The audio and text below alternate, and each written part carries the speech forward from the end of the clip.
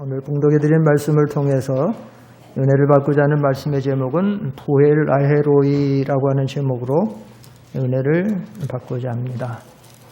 오늘 말씀의 역사적인 배경은 하나님께서 갈대아 우르라고 하는 이방 땅, 우상의 땅에서 살고 있던 아브라함을 불러내시는 가운데서 역사는 시작됩니다. 아브라함은 본래 하나님을 섬기는 사람이 아니었었습니다.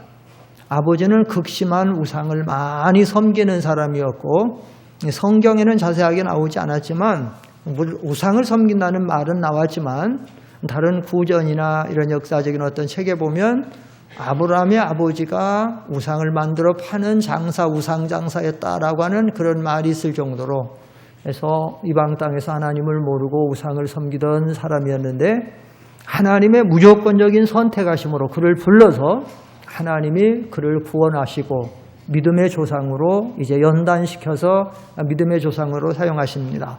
너는 본토와 친척과 아비집을 떠나 내가 네게 지시할 땅으로 가라. 그리하면 내가 네게 복을 주어서 너는 복의 근원이 되고 너를 축복하는 자에게는 내가 축복하고 너를 저주하는 자는 내가 저주하고. 그런데 하나님께서 아브라함에 약속하시기를 네 자손이 천하 만민으로 인해서 복을 받고 그리고 하늘의 별과 같이 많아지겠다고 약속을 해서 그래서 불러서 내어주십니다. 그래서 아브라함은 갈 바를 알지 못하지만 하나님을 믿고 하나님의 말씀에 의지해서 나와서 그래서 가나안 땅을 향해서 나아갔습니다. 그런데 문제는 하나님께서 아브라함에게 자손을 주셔서 하늘의 별같이 많아지고 그 자손으로 인하여 천하 만민이 복을 받겠다고 했는데 1년이 가고 2년이 가도 자녀를 낳지를 못합니다. 3년이 가고 4년이 돼도 자식이 없어요. 하나도 없어요.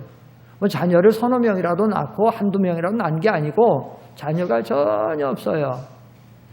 그래가지고 한 10년 정도를 지났어요. 아니 좀 늦어지나 보다. 뭐 늦을 수도 있겠죠. 그런데 문제는 뭐냐? 나이가 있어요. 아브라함의 나이가 85세. 그렇게 되면 아내 사레의 나이는 10살 적으니까 75세가 되지요. 아브라함도 아이를 낳기가 나이가 많아지는데 더더욱 문제는 여자는 생리 기능이 있어야 되는데 사례가 75세가 되면 물론 지금보다는 조금 연세가 수명이 길어져서 사는 시대가 되지만 상당히 문제가 이르게 된 거야. 그러니까 아내 사례가 남편을 불러서 이렇게 의견을 제안합니다. 여보, 하나님이 우리에게 자녀를 주어서 하늘의 별같이 많은 민족이 복을 받게 해주고 한다고 그랬는데 이게 자녀는 하나도 없고 당신이나 나나 이렇게 몸이 늙어가는데 어떡하겠소? 그러니까 내 여종 젊은 여자를 당신에게 첩으로 줄 테니까 그 첩을 통해서 아이를 낳읍시다. 어쨌든 당신의 혈육이고 그러면 우리 자녀가 되니까 그를 통해서라도 우리가 계대를 이읍시다. 아브라함이 그 말을 듣고 생각 없이 그럼 그렇게 합시다. 그래가지고 사레의 여종 하갈이라고 하는 애굽 여자, 젊은 건강한 애굽 여자를 첩으로 주고 아브라함이 하갈과 동침해서 하자마자 하나님이 임신을 하게 덜컥 임신하게 만들어요. 얼마나 좋았겠어요. 늙어가는 가운데 아이를 낳게 됐으니까. 그런데 기쁨도 하루 이틀 얼마 지나지 않아서 하갈에게 묘한 마음이 생겼습니다. 그래, 임신이라는 건 하나님의 축복이라고 그러는데 내가 이렇게 임신했는데 저 늙은 여자는 아이도 못 낳고 이제 내가 이 아이를 임신했으니까 남편 사랑 더 받겠지.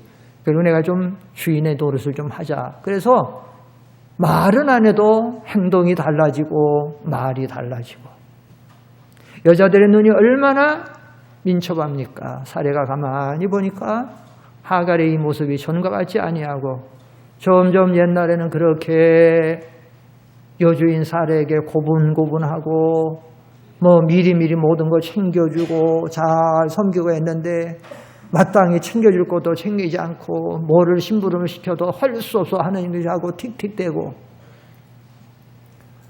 사례의 성격이 한 성격합니다. 가만히 있지 않습니다. 사례가 아브라함에게 가서 투정을 부립니다. 도무지 당신이 얘를 어떻게 했길래 이렇게 관리했길래 얘가 이 모양이 됐냐. 당신에게 문제가 있는 거다. 나는 그만두지 않겠다. 아브라함이 말합니다. 본래 당신 여종 아니요. 그리고 당신이 이렇게 제안해서 나는 아이를 동침해서 임신한 것뿐이다. 그럼 당신 마음대로 하구려. 그때부터 사레가 내놓고 이 하갈의 학대를 모질게 학대를 합니다. 견딜 수 없게 학대를 합니다. 하갈이 정신이 번쩍 들었습니다. 하루하루 참고 사는데 그 학대는 점점 모질어갑니다. 견딜 수가 없습니다. 그래가지고 하갈이 어느 날 갑자기 뛰쳐나갑니다. 견딜 수 없다. 살아야 되겠다.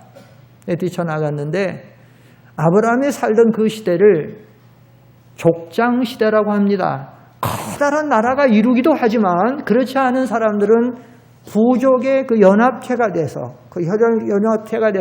몇백 명 혹은 몇천 명씩 이렇게 족장 시대가 이루고 살렸는데 그런 상황에서 이 젊은 여자가 그것도 임신한 몸으로 뛰쳐나와서 이 여자 하갈이 애굽 여자니까 그래서 이 가나안과 그 애굽 사이에 있는 경에서 무조건 광야로 가서 나가다가 겨우 물론 하나님 인도하심 있겠죠. 오아시스 같은 우물을 하나 발견하고 거기서 쓰러지는 거예요. 거기서 그랬는데 하나님께서 천사의 몸을 통해서 하갈에게 찾아오셔가지고 하갈을 만나주신 거예요. 오늘 말씀이 그렇게 말씀이 된 거예요. 거기서 하갈이 하나님을 발견하고 그 셈에 물론 다른 이름이 있을 텐데 하갈이 또 다른 이름을 너무 기막힌 엄청난 하나님을 만나고 새롭게 되면서 그 우물을 향해서 하갈이 이름을 짓습니다. 뭐라고? 부엘라헤로이라 이렇게 불러요.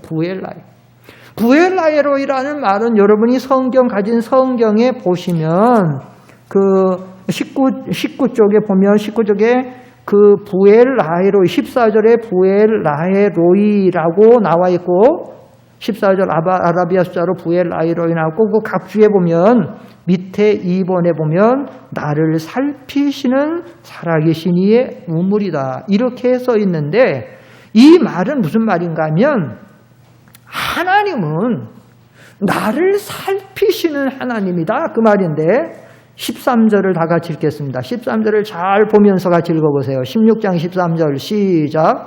하갈이 자기에게 이르신 여호와의 이름을 나를 살피시는 하나님이라 하였으니 이는 내가 어떻게 여기서 나를 살피시는 하나님을 배웠는가? 나를 살피시는 하나님을 두 번이나 반복해서 말하는데 나를 살피시는 하나님이라는 이 말은 조금 더 여러분이 알기 쉽게 표현하면 나를 살펴보시는 하나님이라는 거예요. 나를 지켜보시는 하나님이다 그 뜻이에요. 사랑하는 성도 여러분, 하나님은 우리가 어디로 가는지, 어디에 살고 있는지, 무엇을 하는지 우리의 모든 것들을 살펴보시는 하나님이신 줄 믿습니다. 지켜보시는 하나님이에요. 남들이 사람이 있는 건 없던 우리를 항상 살펴보시는 그 하나님이다라고 하는 사실입니다. 성경에 보면 신명기 11장 11절로 12절에 보면 이렇게 말씀하고 있어요. 앞에 보시고 시작. 너희가 건너가서 차지할 땅은 산과 골짜기가 있어서 하늘에서 내리는 물을 흡수하는 땅이요 네 하나님 여호와께서 돌보아 주시는 땅이라. 연초부터 연말까지 네 하나님 여호와의 눈이 항상 그 위에 있느니라. 여기 12절에 보면 연초부터 연말까지 개역 성경에는 세초부터 세말까지 네 하나님의 눈이 항상 그 위에 있다. 이스라엘 백성들이 거주하는 그 가나안 땅에 항상 하나님이 있다라는 말은 땅을 보시는 게 목적이 아니라 당신이 선택하고 애굽에서 구원하여 내신 그 가나안 땅에 살아가는 하나님의 백성들을 살펴보시기 위해서 그 여호와의 눈이 항상 그 위에 있다라는 말입니다. 우리는 신앙생활하면서 이 말씀을 믿어야 돼요. 이게 여호와이래요. 하나님은 나를 살펴보신다. 하나님은 언제나 나를 지켜보고 계신다.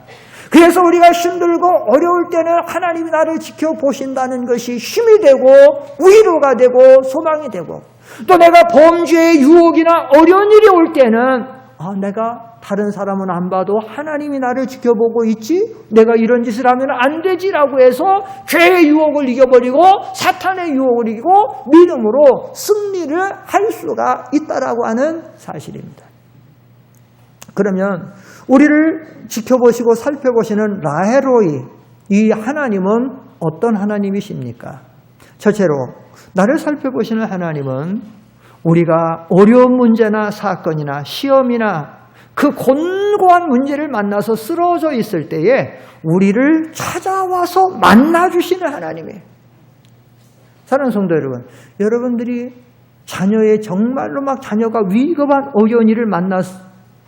그러면 그걸 보고 있다라고 하면 여러분이 그 아이에게 가주겠어요? 안 가주겠어요? 만약에 우리가 종종 그런 일들이 있는데 엄마나 아빠가 아장아장 걸어다니는 한두 살짜리 아이를 데리고 놀이터나 공원이나 해변가나 어디를 가서 처음에 풀어주지요.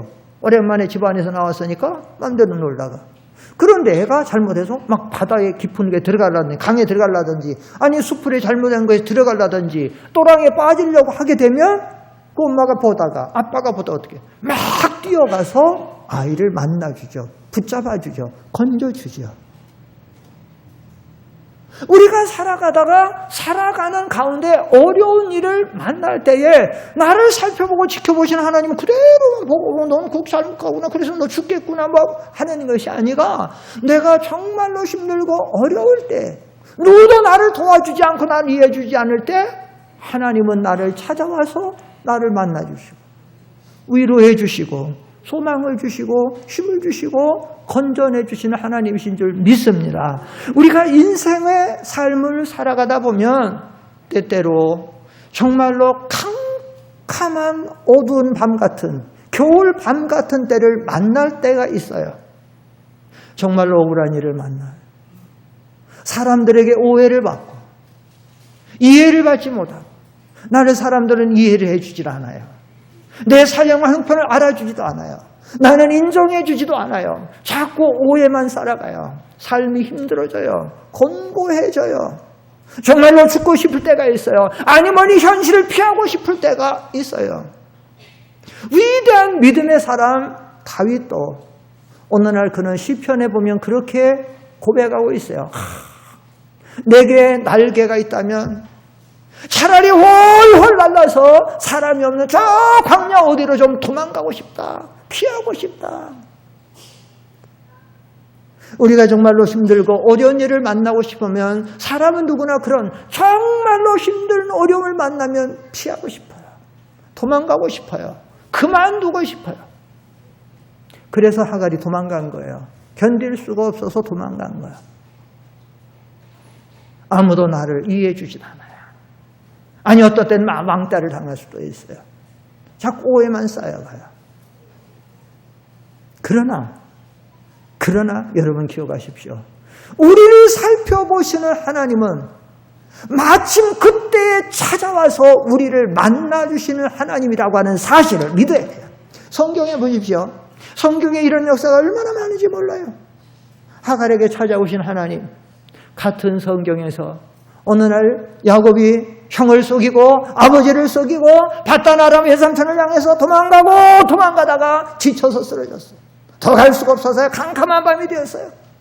어떻게 할 수가 없어요. 그래서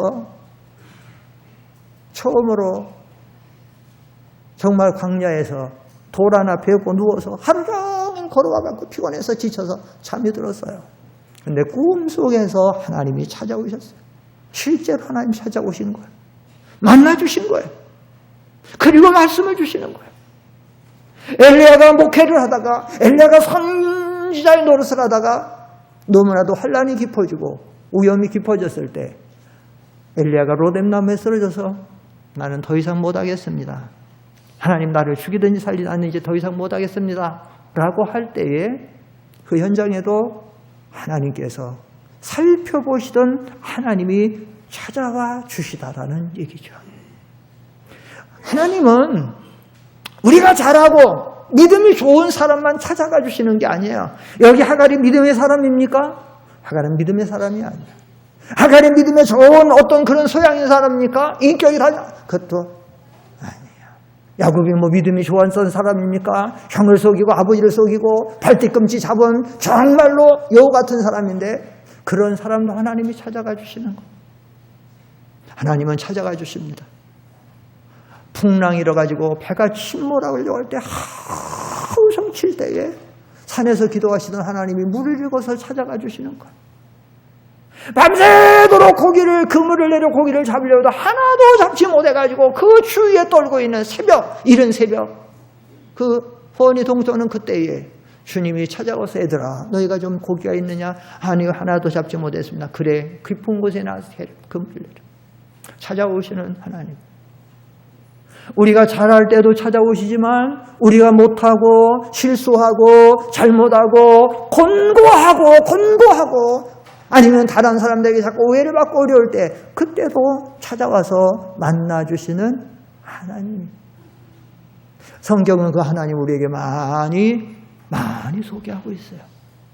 요 근래에 우리나라 한국교회에서 제일로 많이 불려지는 복음 찬송이 있는데 그 복음 찬송의 내용이 뭔가 하면 하나님이 우리를 사랑하시니까 우리가 그 하나님께로 돌아가자라는 얘기예요.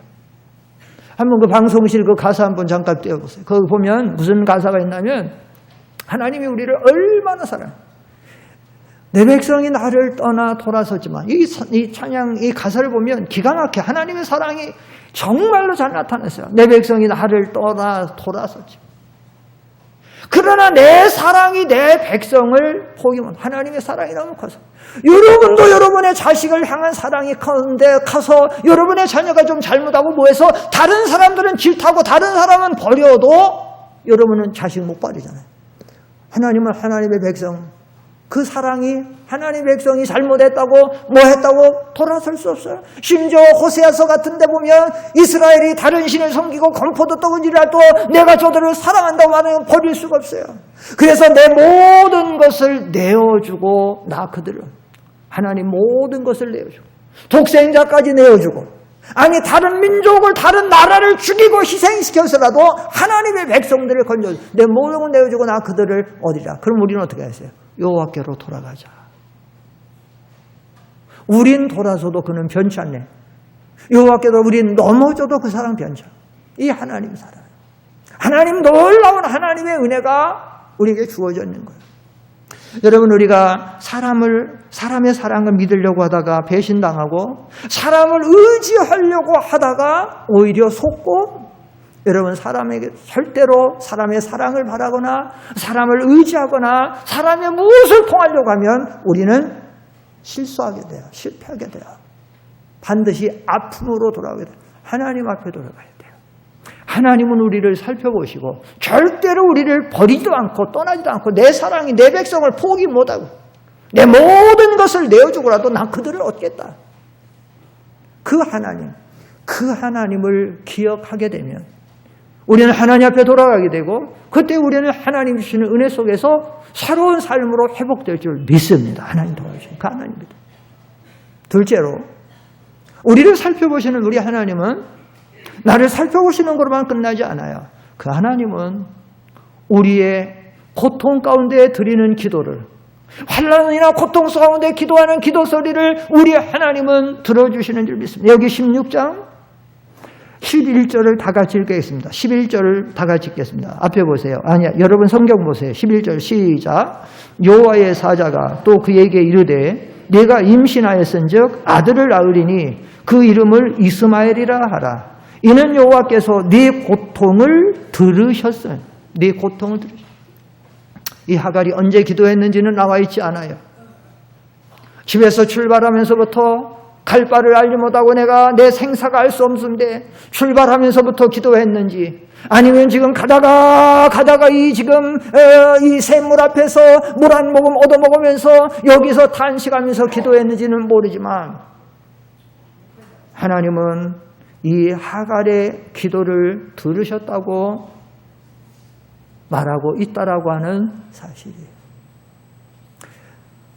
하나님은 우리를 불꽃 같은 눈으로 살피시고 지켜보실 뿐만 아니라 하나님의 귀는 언제나 하나님의 백성을 향해서 열려 있어서 내 백성이 어떤 어려움 속에서 부르짖고 있는지 아닌지, 나한테 SOS 구원의 SOS를 치고 있지는 않는지 언제나 하나님은 우리에게 귀를 열어서 우리 기도를 들으시려고 하고 있다라고 하는 사실이에요. 출애굽기 3장 7절로 8절에 보면 이런 말씀이 있어요. 앞에 보시고 좀 다 같이 읽어보세요. 앞에 보세요. 시작. 여호와께서 이르시되 내가 애굽에 있는 내 백성의 고통을 분명히 보고 그들이 그 감독자로 말미암아 부르짖음을 듣고 그 근심을 하라. 여기 7절을 잘 보면 세 가지가 나와요. 첫째로 내 백성의 고통을 분명히 보고 계셔요.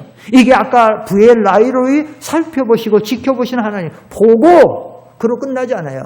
그들의 감독자로 말미암아 부르짖음을 듣고, 하나님 이 웬일입니까? 왜 우리에게 이런 시련을 주어서 이 애굽의 이 감독 지도자들 이렇게 우리가 고통을 받고 견딜 수가 없습니다. 살려주세요. 어떻게 됩니까? 보고 들으니까 하나님이 그 상황을 알게 되죠. 부르짖음을 듣고 그 근심을 알고, 보고 들으면 알게 되잖아요. 알면 어떻습니까? 그래 너희 그냥 그렇게 살아. 그렇게 하겠어요? 8절에 하나님이 행동을 취하시죠. 내가 내려가서 그들을 애굽인의 손에 오죠. 하나님이 왜 하갈을 찾아와서 만나줬습니까? 하갈이 부르짖는 고통 가운데 부르짖음을 듣고, 그래서 하나님이 찾아가 주셔서 만나시는 거예요. 그리고 거기서 건져주시는 거예요. 살 길을 주시는 거예요. 그런데 문제는 뭐예요? 하나님이 우리의 기도를 들어주시는데 문제는 뭐냐? 내가 기도해야 하나님이 듣지요. 기도는 믿음이고, 기도는 하나님의 도움을 요청하는 일이고, 하나님의 은혜를 간구하는 일인데, 문제는 뭐냐? 기도해야 되는데, 아가서에도 보면 내가 너희의 소리를 듣기를 원한다고 아가서에도 분명히 말하는데, 문제는 뭐냐? 기도해야지 주님이 들을 수 있는데, 기도하는 게 없으니까 들을 수가 있어요? 기도해야 되는데. 사사기라는 성경을 보면 이스라엘 백성들이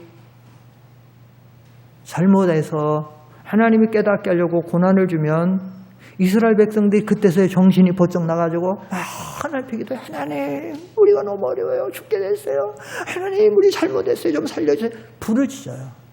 우리 하나님이 얼마나, 아까도 우리가 그 읽은 내 백성이 내게 범죄, 사랑이 커서 그 길이와 넓이와 높이와 깊이가 은혜해서 하나님이 정말 괘씸한데, 우상 섬기고 하나님 배반하고 막 괘씸한데도 하나님의 사랑이 내 백성을 포기 못해가지고 또 구원자를 보내고 사사를 세우고 어떻게 해서라도 하나님의 백성들을 다시 건져내는 거예요. 그래서 그 사사에 보면 부르짖었다라는 말이 계속 나오는 거예요. 오늘 우리가 살아가는 이 마지막 세대는 제가 자주 말씀드린, 자주 언급하지만 영적으로 이건 보통 감의 시대가 아니에요. 지금 우리가 공산주의에 막 핍박과 눌림을 당하지 않는 그런 것보다도 이 자유주의 이 시대는 영적으로 사탄의 공격 우리가 얼마나 받아서 짓눌리고 영적으로 힘들이 다 깨어지고 힘이 세상으로 다 빠져나가고 영적으로 흑암의 시대에 살고 있어요. 지금은 기도하지 않는 성도는 자연 도태되고 쓰러지게 돼 있어요. 기도해야 돼요. 여러분이 무슨 일을 당하든지, 어떤 어려운 일을 당하든지, 무슨 일을 시작하든지, 무엇이든지 항상 기도는 우선순위예요. 제일 먼저 할 것도 기도고, 제일 마지막 할 것도 기도고, 기도로 진행해야 되고, 기도가 아니면 이 시대를 살아갈 수 없어요. 믿음으로 승리할 수 없어요. 기도가 아니면 우리의 모든 것을 이룰 수가 없습니다. 없어요. 기도해야 돼요. 그래서 시편 기자는 시편 116편 1절로 2절에 보면 그렇게 고백해요. 여호와께서 내 기도를 들으심으로 내가 평생에 기도하리로다. 이렇게 기도했어요. 현대교인들이 왜 기도를 잘하지 않을까요? 왜 그러냐? 기도해도 별거 없더라. 기도해도 하나님이 별로 안 들어주더라. 여러분이 진실로 간절하게 기도하면요, 하나님이 안 들으시는 건 하나도 없어요. 못 들으시는 건 하나도 없어요. 다만 여러분의 기도가 잘못된 정욕으로서 잘못된 기도는 안 들어주고, 여러분이 죄 가운데 빠져서 있고 그 회개하지 않으면 안 들어주고, 아직 때가 안 됐으면 그 때를 기다리느냐고 좀 아직 때가 되면 들어주려고 하고 그런 것이지, 안 들으시는 거, 하나님이 우리 귀를 누가 만드셨어요? 하나님 만드셨어요. 왜 만드셨어요? 우리 귀를 왜 만드셨어요? 무슨 기능으로 뭐 하라고 만드셨어요? 들으라고 그랬어요. 우리 귀를 지으시니가 듣지 아니하시랴. 하나님 얼마나 응? 애기 엄마들이 애기를 재워놓든지 애기를 놀게 하든지 해놓고는 일을 하죠. 좀 거실에서 설거지를 한다든지 아니면 좀 나와서 뭘 한다든지 아니면 애를 들고 어디 갔든지. 그러나 항상 귀는 어디 쪽을 향하고 있어요? 그 아이 쪽으로. 뭔가 애가 애가 혹시 울지는 않을까? 애가 혹시 뭐해서 좀 하지 않을까? 귀가 항상 그쪽으로 가 있어요. 하나님의 귀는 우리를 향해 있는데 우리가 기도를 하지 않는 거예요. 환난 날에 나를 부르라 내가 너를 건지리니. 그 다음 뭐예요? 환난 날에 나를 부르라. 우리가 환난을 당하고 어려움을 당하면 기도하라는 거잖아요. 환난 날에 나를 부르라. 두 번째가 뭐예요? 내가 너를 건지린, 도와준다는 거죠. 그럼 세 번째는 너는 나를 뭐해라? 영화롭게 하라는 거죠. 기도하면, 간구하면 하나님이 도와준다는 거죠. 사랑하는 성도 여러분, 진실로 말씀드리지만 기도하시는 성도님들 되기를 축원합니다. 기도합니다. 마지막 때는요, 기도하지 않으면요, 내 믿음 내가 컨트롤할 수 없어요. 지켜나갈 수 없어요. 기도하지 않으면. 기도해야 돼요. 기도하고 또 기도하고 기도밖에 없어요. 분명히 말씀드리지만, 여러분이 다른 것은 못해도 기도하십시오.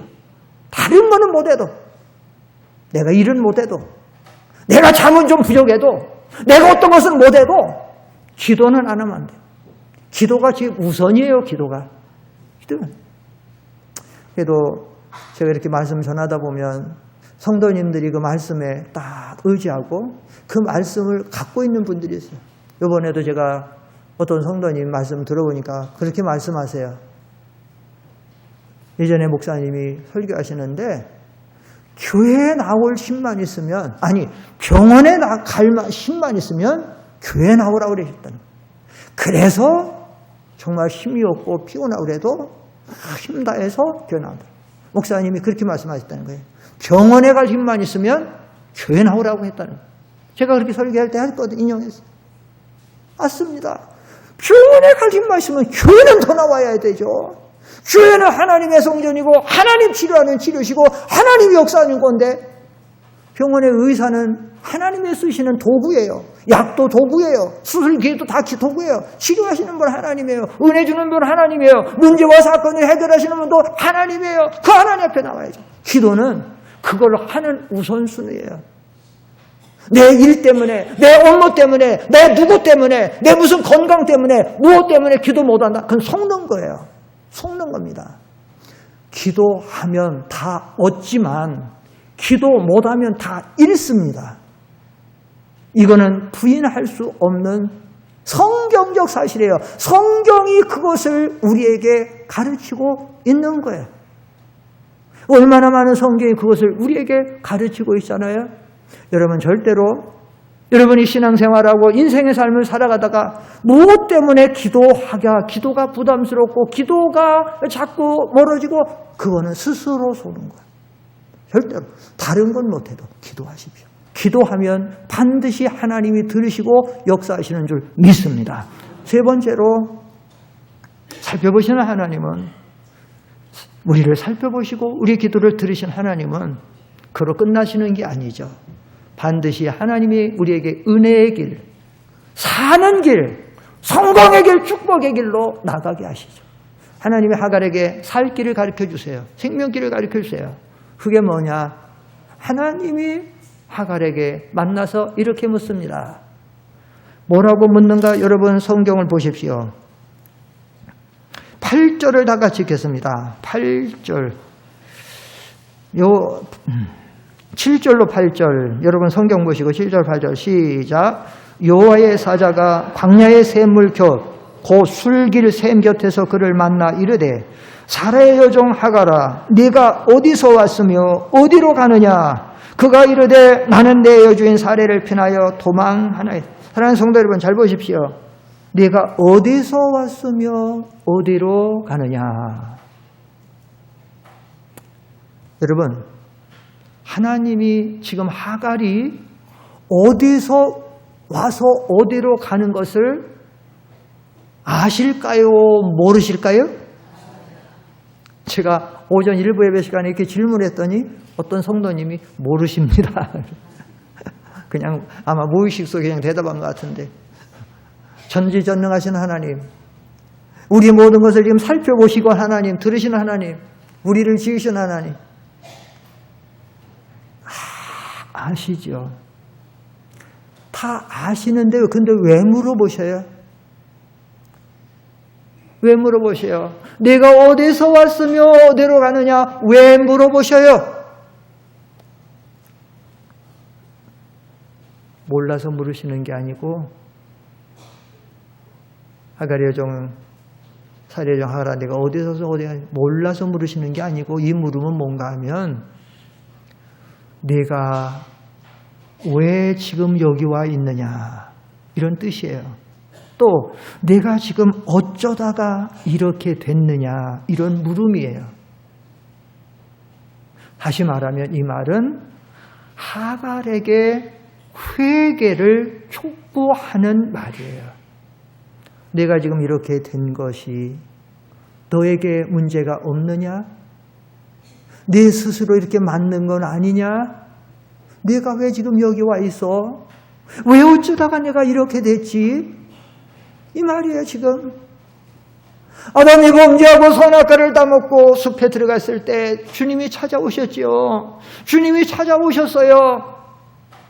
깊이 숲에 들어가서 하나님 안 보시는 줄 알고 돌아가서 숨어 있는데 하나님 몰라요? 하나님이 딱 찾아가셔서 질문하세요. 아담아, 그 다음 뭐죠? 내가 어디 있느냐? 아담이 여기 있는 거 지금 하나님이 알아요? 몰라요? 아시니까 찾아왔죠. 아니, 아는 게 아니라 안 계신데 어디? 몰라서 묻는 게 아니잖아요. 아담아, 내가 지금 왜 여기 와 있지? 내가 지금 왜 어쩌다가 나를 이렇게 피하고 있지? 너가 지금 왜 이런 상태에 빠졌지? 그런 뜻 아니에요? 하갈 마찬가지예요. 네? 하갈에게 회개를 촉구하고 문제의 살 길을 여기서 제시하고 있는 거예요. 어디서 왔으며 어디로 가느냐는 우리 인간 인생들에게는 가장 기초적이고 기본적인 질문이에요. 이 질문에 대답을 못하는 사람은 구원을 못 받는 거예요. 우리 세상 노래 가사 중에도 인생은 나그네 길 어디서 왔다 어디로 가느냐 노래를 부르면서도 몰라요. 어디서 왔다 어디로 가는지 첨단 과학 문명이 저 우주 끝에 있는 것까지 막 지금 발견을 하고 살면서도 지금 내가 이 지구에 내가 살고 있는 내 존재에 대해서 날 몰라요. 우리 인생이 지금 어디서 온 거야? 어떻게 생긴 거지? 진화론 믿으려고 하니까 이게 뭐 믿어지지가 않아요. 이 뭐 무에서 뭐에서 조금만 먹으면 어떻게 좀 생성되고 발전하고 어떻게다가 그러다가 나중에 원수가 변해서 사람 됐다? 믿어져요? 안 믿어져요? 그런데 예수쟁이들은 뭐라고 하라면 하나님이라는 사람이 만들었다는데 그게 믿어져요? 안 믿어지죠. 그러니까 많은 사람들이 뭐예요? 에휴, 어차피 이게 인생이라면 인간이 최고의 뭐야? 가치가 뭐야? 그래서 사람이 뭐냐? 쾌락주의에 빠지는 거야. 이왕 한번 태어난 거 뭘 모르는데 내일 죽을 때면 끝나니까 먹고 마시자. 그래서 쾌락, 향락만 이게 좀 발전하는 거야. 어디서 와서 어디서 와서 어디로 가냐? 우리 믿음의 성도들에게는 하나님이 처음 신앙을 촉구하는 질문이기도 해요. 처음 신앙과 처음 믿음. 너의 처음 믿음, 처음 신앙, 처음 사랑을 회복하라고 하는 질문도 되는 거야. 그런데 특별히 하나님이 여기서 하갈에게는 너가 지금 있을 자리는 이곳이 아니다. 내가 이렇게 된 것은 너에게 지금 문제가 있어. 그 문제는 뭐냐? 여러분 이 성경을 자세히 다시 한번 잘 보면은 하나님이 사레한테 만나가지고 첫 마디가 뭔가 하면요. 성경을 잘 보세요. 8절을 잘 보세요. 하나님이 찾아오셔갖고 사레를 만나가지고 하갈을 찾아오셔가지고 하갈을 만나 첫 마디가 뭐냐면 이르되 그 다음 뭐가 나와요? 사레의 누구야? 사레의 요종. 너는 사레의 요종이야.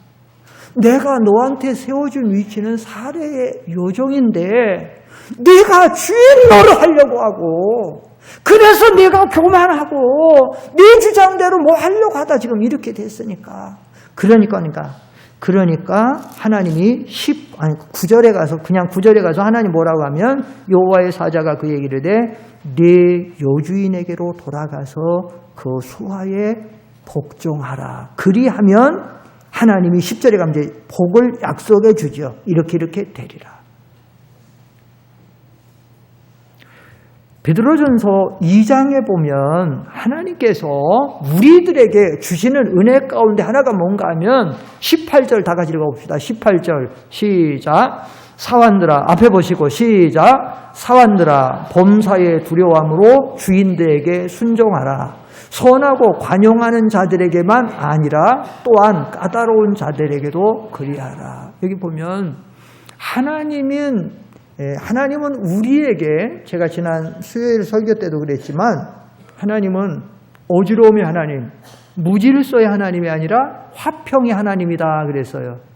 화평의 하나님이라는 것은 하나님이 세우는 위치를 지켜야 되고 선을 지켜야 되고 질서를 따를 때에 화평의 세계가 이루어진다는 거예요. 하나님 무질서의 하나님이 아니에요. 그래서 지금 하갈이 자기가 임신해서 교만해서 그 질서나 그 하나님 세운 권세나 그걸 어길 게 아니고 좀 사례가 좀 그래도 잘 이렇게 순종하고 순복하야지 되는데 내가 지금 거기서 떠나서 이렇게 된 건 잘못이니까 돌아가서 순종을 하라는 거죠. 순종하면 하나님께서 내 살 길을 열어주신다라는 거예요. 그러니까 우리가 세상을 살다 보면 종종 우리가 주인 노릇하고 싶을 때가 있어요. 그 모든 것들. 그러나 하나님이 우리에게 원하는 길은 뭔가 하면 그걸 다 내려놓는 길이에요. 다 내려놓고 하나님이 세워준 위치에서 하나님을 잘 섬기고 살아가면 하나님은 반드시 역사하시는 하나님, 살펴보시는 하나님이시기 때문에 우리 모든 것을 변해서 축복이 되게 하실 줄 믿습니다. 그래서 우리가 인생의 삶을 살아가다 보면 우리가 정말 하갈과 같이 돼서 우리가 다 어떤 때는 너무 삶이 힘들고 어렵고 곤고할 때가 있어요. 그러나 분명히 기억하십시오. 구엘라에로의 하나님은 절대로 우리를 버리지 않습니다. 떠나지 않습니다. 비록 우리가 불순종하고 범죄하고 잘못해서도 하나님은 우리를 버리지 않아요. 우리 히브리서 13장 5절에 있는 말씀 자주 예전에 읽었잖아요. 그가 과연 너희를 버리지 아니하시고 그가 과연 너희를 떠나지 아니하시리라. 찾아와 주세요. 그리고 우리의 기도를 들으시고.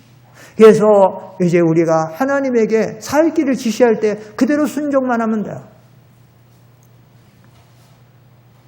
마라의 쓴물 앞에서 절망하던 이스라엘 백성들에게 하나님의 종 모세가 기도했더니 하나님이 뭐라고 해요?